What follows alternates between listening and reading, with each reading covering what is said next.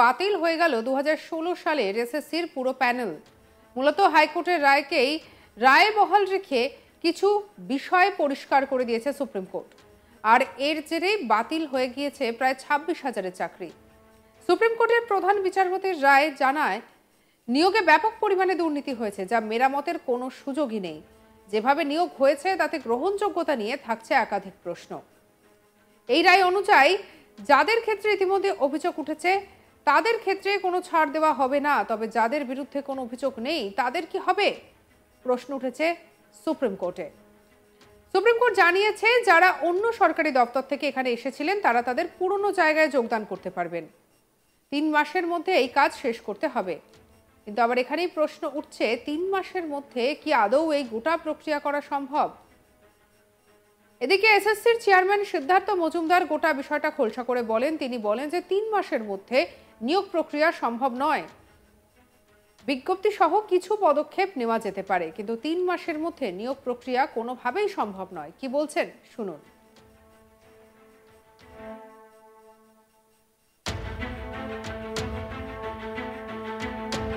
মহামান্য supreme court শীর্ষ আদালতের যে রায় পেয়েছি অবশ্যই তো কমপ্লায়েন্স করব, এবং সেই মর্মে সরকার থেকে আমরা একটা চিঠিও পেয়েছি, নির্দেশ যে আমাদের অনারেবল সুপ্রিম কোর্টের রায় মেনে নিয়োগ প্রক্রিয়া শুরু করবার পদক্ষেপ গ্রহণ করবার জন্য আমাদের সরকার থেকে আমরা চিঠি পেয়েছি, এবং অবশ্যই সেটা আমাদের কাজটা দ্রুততার সঙ্গেই করতে হবে।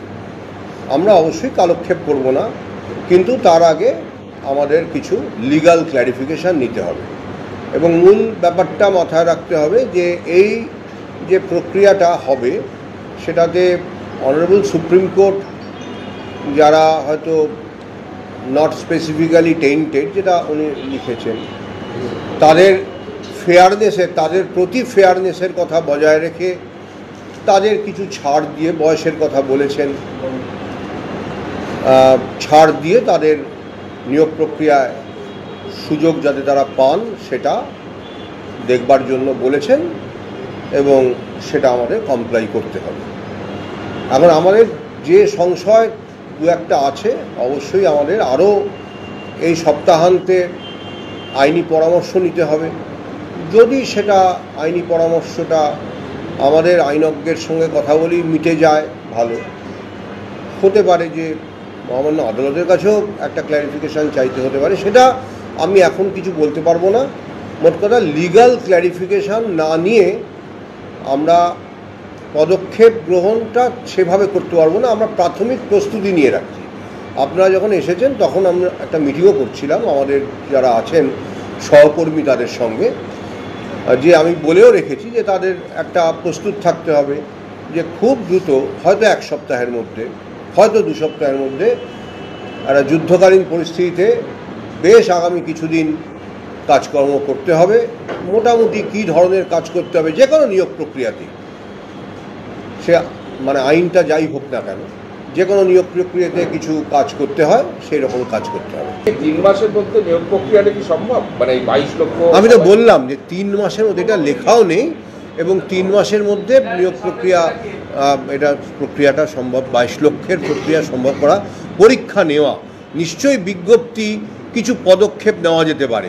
যখন একজন বলছেন যে 3 মাসের মধ্যে নিয়োগ প্রক্রিয়া করো, এটা সবাই বোঝেন যে কোনো নিয়োগ প্রক্রিয়ায় 3 মাসে শেষ হতে পারে না, কারণ পরীক্ষা নিতে হয়।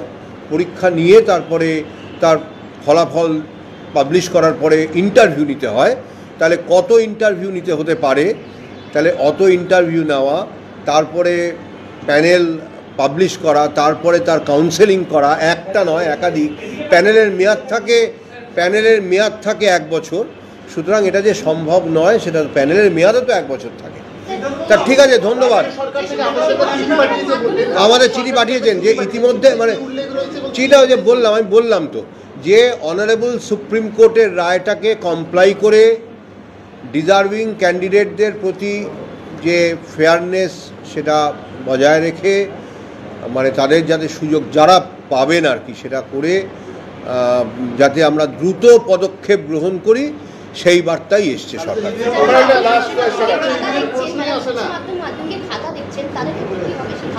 না, উইদাউট প্রেজুডিস থাকে, আমি বুঝতে পারলাম না, আমি বলতে পারবো না এগুলো সার্ভিস কন্ডিশন, ওগুলো আমরা বলতে পারবো না। আমার একটা প্রশ্ন আছে। আচ্ছা ফাইনাল, আর একটা প্রশ্ন নিতে পারি না? না, এবার তুমি অনেকগুলো করেছো। আপনি কি কনফিডেন্ট যে এসএসসি যোগ্য এবং অযোগ্যের তালিকা জমা করেছিল কোর্টে এবং কোর্ট সেটা? এটা নিয়ে আমি বলবো না, কারণ অলরেডি একটা রায় আমাদের হাতে আছে। এসএসসি কি বলেছিল অযোগ্য কারা? মানে আপনারা পড়ে নেবেন, এই কলকাতা হাইকোর্টের থেকে, মানে ডিভিশন বেঞ্চ থেকে 18ই ডিসেম্বর 2023, 20শে ডিসেম্বর 2023, 5ই জানুয়ারি 2023 এবং সুপ্রিম কোর্টের প্রত্যেকটা এভিডেভিট আপনারা এবং ফাইনাল নোটস অফ আর্গুমেন্ট সহ আপনারা পড়বেন। এই পরিস্থিতিতে এবার রাজ্যের তরফে কি কি পরিকল্পনা নেওয়া হয় সেটাই এখন দেখার। তবে পুরো বিষয়টা নিয়ে রীতিমতো রাজ্যের মধ্যে শোরগোল পড়ে গিয়েছে এবং এই যে 26,000-এর যাদের চাকরি গেছে তাদের ভবিষ্যৎ কি, বিশেষ করে যারা যোগ্য প্রার্থী তাদের ভবিষ্যৎ কি, তা রীতিমতো প্রশ্নের মুখে।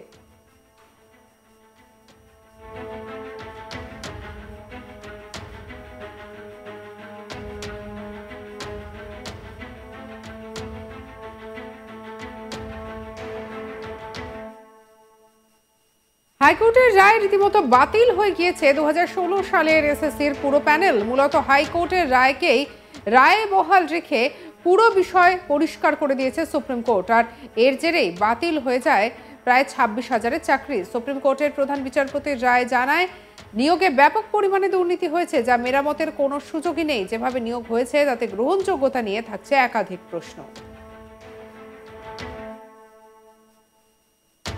এই রায় অনুযায়ী যাদের ক্ষেত্রে ইতিমধ্যেই অভিযোগ উঠেছে তাদের ক্ষেত্রে কোনো ছাড় দেওয়া হবে না, তবে যাদের বিরুদ্ধে কোনো অভিযোগ নেই তাদের কি হবে সেই প্রশ্ন ওঠে সুপ্রিম কোর্টে।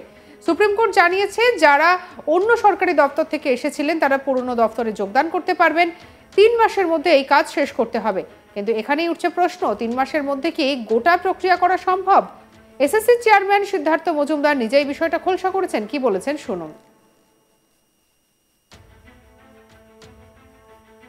মহামান্য সুপ্রিম কোর্ট শীর্ষ আদালতের যে রায় পেয়েছি অবশ্যই তো কমপ্লায়েন্স করব, এবং সেই মর্মে সরকার থেকে আমরা একটা চিঠিও পেয়েছি, নির্দেশ যে আমাদের অনারেবল সুপ্রিম কোর্টের রায় মেনে নিয়োগ প্রক্রিয়া শুরু করবার পদক্ষেপ গ্রহণ করবার জন্য আমাদের সরকার থেকে আমরা চিঠি পেয়েছি, এবং অবশ্যই সেটা আমাদের কাজটা দ্রুততার সঙ্গেই করতে হবে।